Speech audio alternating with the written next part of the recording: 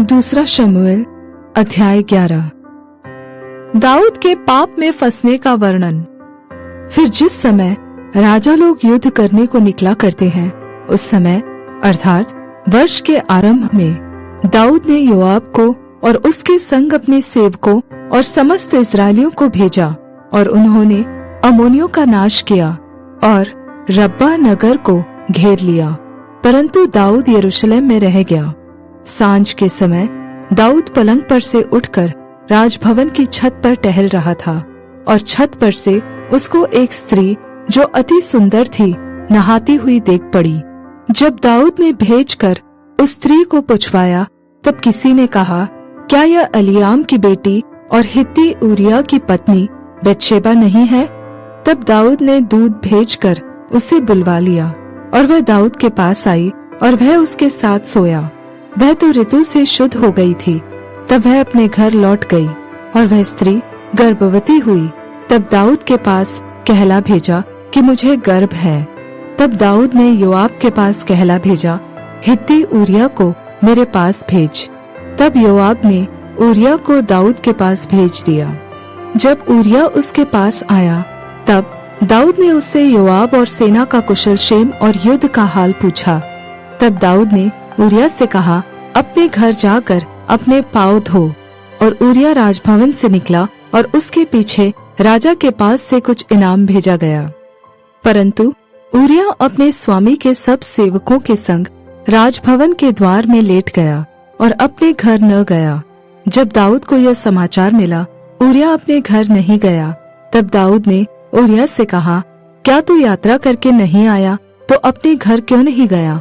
ऊरिय्याह ने दाऊद से कहा, जब संदूक और इस्राएल और यहूदा झोपड़ियों में रहते हैं, और मेरा स्वामी योआब और मेरे स्वामी के सेवक खुले मैदान पर डेरे डाले हुए हैं, तो क्या मैं घर जाकर खाऊं पीऊं और अपनी पत्नी के साथ सोऊं? तेरे जीवन की शपथ और तेरे प्राण की शपथ कि मैं ऐसा काम नहीं करने का। दाऊद ने ऊरिय्याह से कहा, आज यही है और कल मैं तुझे विदा करूंगा। इसलिए ऊरिय्याह उस दिन और दूसरे दिन भी यरूशलेम में रहा। तब दाऊद ने उसे नेवता दिया, और उसने उसके सामने खाया पिया, और उसी ने उसे मतवाला किया।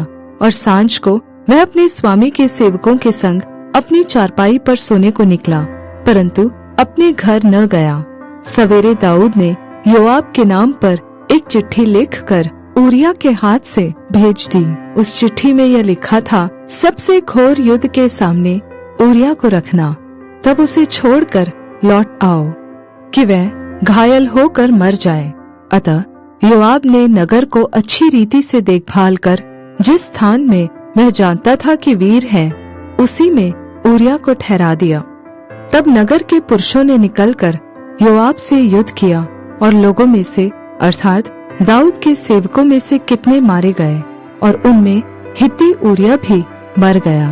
तब योआब ने दूत को भेजकर दाऊद को युद्ध का पूरा हाल बताया, और दूत को आज्ञा दी, जब तू युद्ध का पूरा हाल राजा को बता दे, तब यदि राजा क्रोध में कहने लगे, तुम लोग लड़ने को नगर के ऐसे निकट क्यों गए? क्या तुम न जानते थे कि वे शहरपनाह पर से तीर छोड़ेंगे? यरूब्बेशेत के पुत्र अबीमेलेक को किसने मार डाला? क्या एक स्त्री ने शहरपनाह पर से चक्की का ऊपरला पाट उस पर ऐसा न डाला कि वह तेबेस में मर गया? फिर तुम शहरपनाह के ऐसे निकट क्यों गए? तो तू यह कहना, तेरा दास ऊरिय्याह हित्ती भी मर गया। तब दूत चल दिया और जाकर दाऊद से योआब की सब बातों का वर्णन किया। दूत ने दाऊद से कहा, वे लोग हम पर प्रबल होकर मैदान में हमारे पास निकल आए, फिर हमने उन्हें फाटक तक खदेड़ा। तब धनुर्धारियों ने शहरपनाह पर से तेरे जनों पर तीर छोड़े, और राजा के कितने जन मर गए, और तेरा दास ऊरिय्याह हित्ती भी मर गया।